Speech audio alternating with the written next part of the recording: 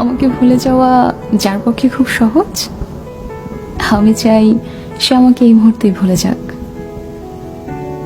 আমার সাথে কথা না বললে যার কিচ্ছুটি যায় আসে না, আমি চাই তার সাথে আমার আর কখনো কথা না হোক। আমার অভাব যাকে বিচলিত করে না, যারা আমাকে ছাড়া দিব্যি চলে যায়, আমি চাই তার জীবনে আমার অনুপস্থিতি শাশ্বত হোক। আমার অভিমান, আমার কান্না, আমার নির্ঘুম রাত যাকে বিন্দু মাত্র স্পর্শ করতে পারে না, আমি চাই তার আঙুল আর কোনোদিন আমার আঙুলে স্পর্শ না করুক। তাতে আমি কষ্ট পেলে পাই, ভেঙে গেলে যাই, একলা হলে হই।